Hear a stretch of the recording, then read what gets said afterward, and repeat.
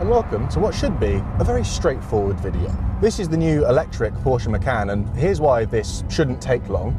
Number one, the previous generation Macan was very good and very popular. Number two, the previous electric Porsche, the Taycan, was very good and very popular.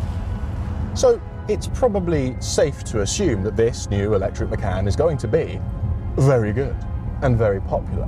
But there's an elephant in the room, and it's a blue Korean elephant that makes farty noises when you pull on its left ear. It's called the Ioniq 5N, and it is so brilliant that very good simply isn't going to be good enough for this car. And that makes things a little complicated.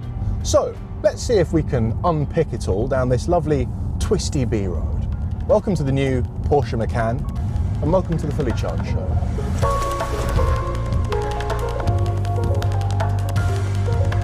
Well, the Porsche Macan electric. Here it finally is. This is electric Porsche number 2, as we mentioned, following on from the immensely successful Taycan. I heard a rumour, and just something I heard, I'm not saying this is 100% true, but I heard that there was a point a couple of years ago where the Taycan was selling so well that Porsche UK actually had to limit the number of them being imported in the UK because it was outselling the 911. And that was not very well received by the brass in Stuttgart. I'm sorry, I said I wasn't going to do that today.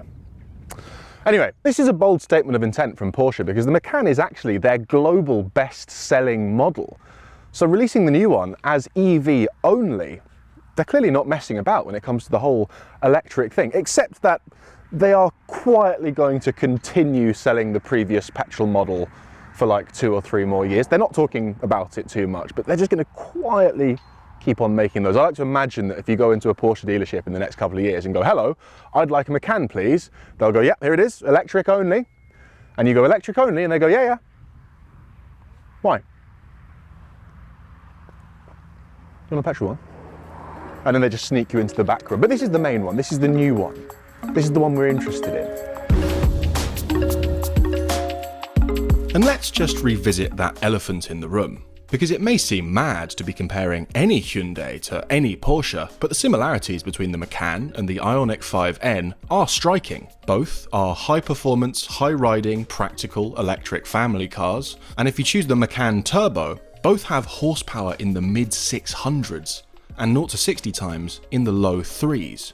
But while the Ioniq, which is the most exciting EV I've ever driven, starts at £65,000, the Macan Turbo is £97,000 before options. And being a Porsche, there are a lot of options you'll be wanting. This particular car, with many boxes ticked, is £108,079. So could the Porsche really be that much better than the current best?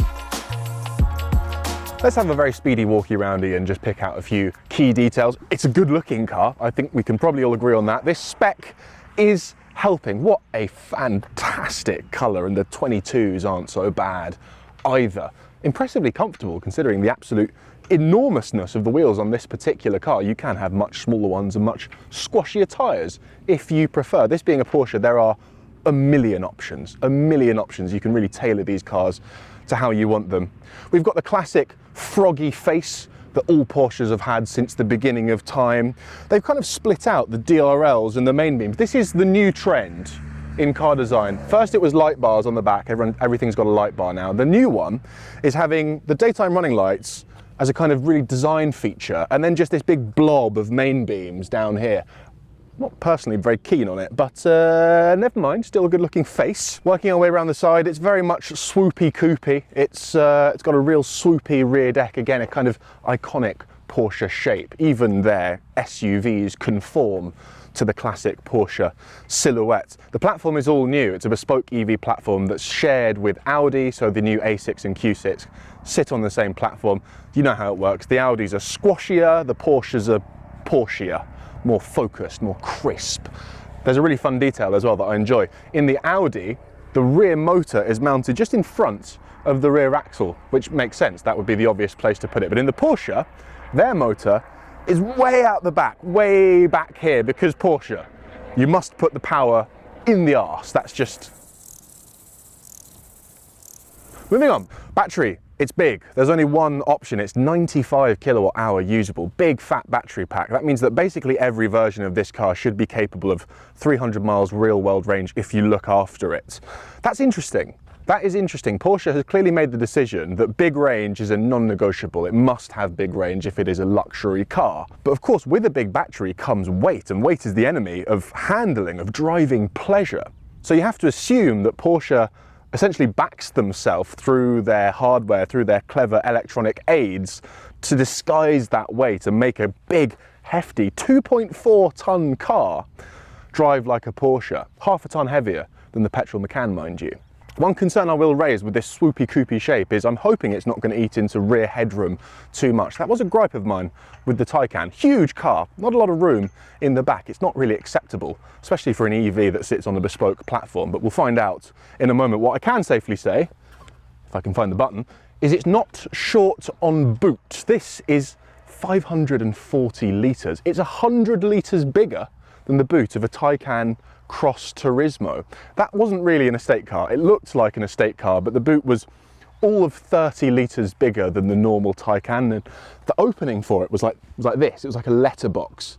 Sure, you could get a lot of stuff in there, but you had to post things through one t-shirt at a time. This, enormous, big opening.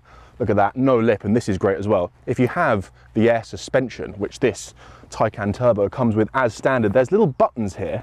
If I press this one, it's lowering the bottom of the car so you can lift heavy things in with ease. How cool is that? And this is something that Porsche is all about with all of their cars. Practical sports cars, usable sports cars that don't annoy you in any way. It mustn't be compromised by its sportiness. And that's something you'll see all across this car. Even if you didn't give a hoot about driving or going fast, there is so much for you with this car. And by the way, if this isn't enough space for you, 85 litre frunk. Nice.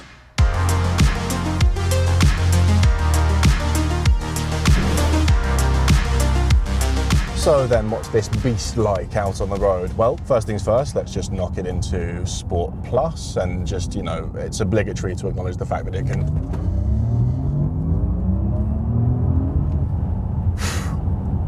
do that. I caught myself off guard there. Wow. Okay. That was just so fast.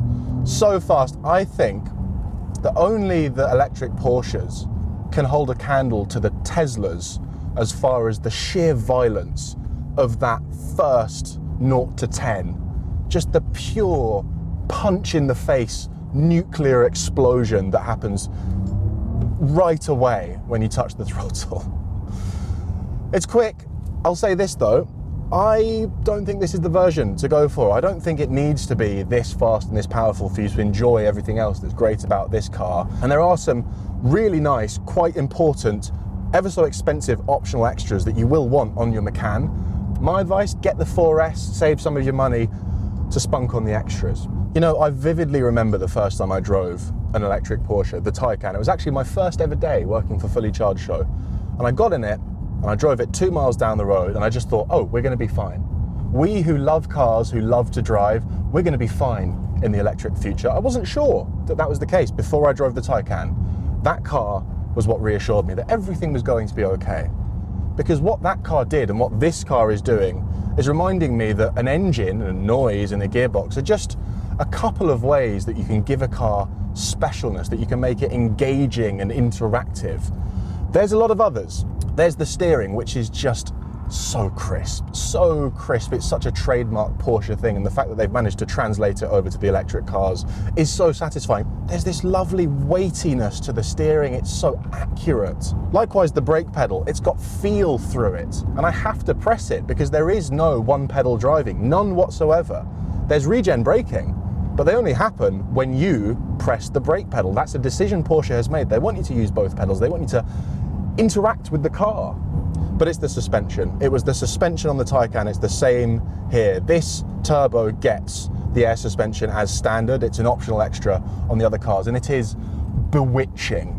It is the defining thing about the electric Porsches and the Audi e-tron GT. I'll throw that in there as well. The suspension is on a different level to any other electric car I've driven in terms of dynamic capabilities and comfort. It does both. That's what's so special about these cars. So if we compare this directly to the Ioniq 5N, what are we noticing in terms of differences? Well, we don't have any fake engine noise. Actually, that's not true. We do have a little bit of noise. You can turn it off and on. I prefer it to the noise in the Ioniq because it's not pretending to be petrol engine noise. It's kind of its own weird, funky, synthy thing, and I like it. What we don't have is a fake gearbox setting and paddles to pull fake gears. I think Porsche probably decided they're a bit too grown up for that, or maybe they just didn't think of it in time.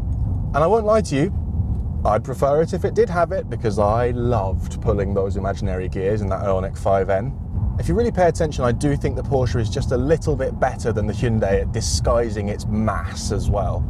Partly due to that freaky suspension, but also this car has the optional rear wheel steer, which is just spooky what it does to the handling of this car. It turns this 2.4 ton, 4.5 meter long SUV into a little short wheelbase sports car through the corners. It is freaky. That's why I'd save my money. I wouldn't have the turbo. I'd have the 4S and I'd spec the air suspension and the rear steer. I think you have to for the full experience. But I think the defining difference between this and the Ioniq is the way this car is to drive normally, because it's just more comfortable, it's more refined.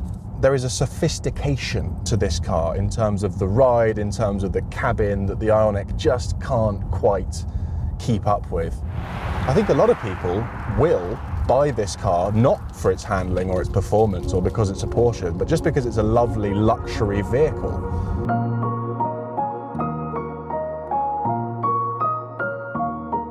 I'll be honest with you, when I wrote the script for this video yesterday, I had this narrative in my head, this Ioniq 5N versus Porsche thing. And then I got in this Porsche this morning and I sat in this interior for 5 seconds and I went, ooh, it might not be close. Because this is top notch. They are so good at interiors. From a sportiness perspective, it's perfection. Everything from the way the seat is hugging me, the driving position, the adjustability of the driving position, the thin leather-wrapped steering wheel, super clean, super simple, not too fussy, just a handful of physical clicky buttons, no touchy nonsense. My goodness, they know what they're doing in terms of making a sporty cockpit. But just the quality of this is outrageous. This, what you see coating every surface, this is not fleather or pleather, this is leather of cows, off of actual nice, expensive cows, and it smells like cows, and it's really nice, I'm not gonna lie to you. I'm not saying that we should go back to coating our interiors in dead animals, I'm just saying this one is very nice. It's just the little things, it's the textured switches with the wonderful clickiness to them, it's the perfection of the stitching everywhere you look. Goodness me, it's nice in here. And you know what? This is the least overwhelmed by information and screens that I've been in a modern car in a really long time. This feels like a bit of a throwback. I've got my digital gauge cluster in front of me, that's very customizable, but not too fussy. We have a relatively small screen here for the infotainment. You can have a passenger screen, I don't know why you'd want one, they are silly. But that's about it. They've been really clever with packaging all the infotainment, all the settings into a really minimal setup. And it's just so nice to be able to focus on the road, focus on the driving and not feel like you're being bombarded by information. I do say this with the Ioniq 5N in mind, which has a dashboard that looks like someone bombed a button factory. You would have to have a degree in video games to completely understand everything it does and where all the settings are. And this is the polar opposite of that. It just feels very grown up. Okay, backseat test. Now, I was ready to grumble. I was about to grumble about this because it doesn't look very promising. And admittedly, I have had to slide the driver's seat forward a little bit in order to make this possible. I simply wouldn't fit if I had the driver's seat in my ideal position. Now it's in the position where I would drive if there was a tall person behind me. Still comfortable. But look at this. It's a bit snug to get in, but actually, once you're in, it's really quite good. There's a couple of saving graces here. One is I can tuck my feet right underneath the driver's seat. The floor's not so high that I've got my knees up around my ears. And the front seats are actually quite slim and quite curved, which just allows me a nice bit of room for my knees. Most impressively, tons of headroom. I think Porsche have made sure you sit nice and low, both front and back in this car, because even in the SUV, your bottom must scrape the floor. Sorry. I haven't said anything negative about this interior yet. I should probably complain about something or people will think I'm biased. Huh. That's not very good.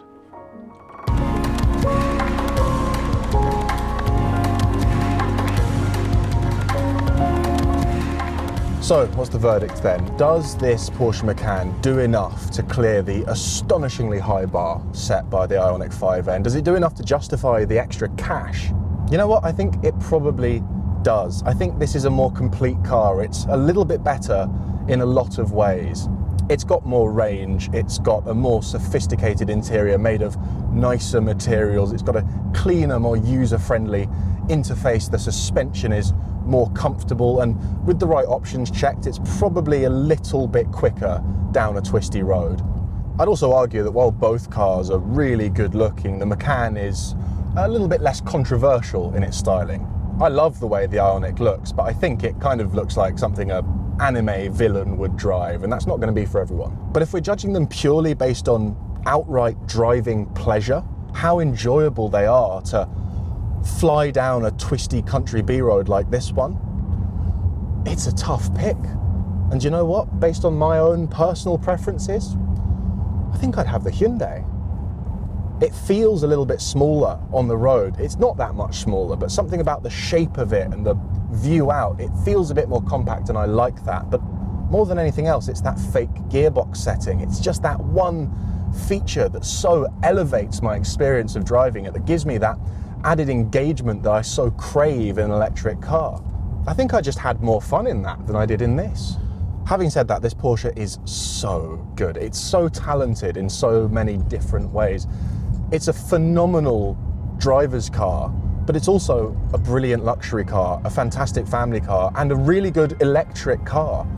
You have to commend Porsche for jumping in with both feet into the whole electric thing, where most of their rivals, most high-end performance brands, are just waiting for as long as they can before reluctantly doing it. It's an unbelievable machine. It's virtually flawless, and they're going to sell them like the hottest of cakes. What a time to be alive, eh? If I'd told you 5 years ago that soon there would be an electric family SUV with performance so violent that it can turn your children into the back seats into two fire hydrants of vomit, and have the tactility and the handling to make your hair stand on end, you'd never have believed me. Well, now there's two. So there we have it, the new Porsche Macan. It's very good, and it's going to be very popular. What a shock, eh? Please make sure to like and subscribe, and if you have been, thank you for watching.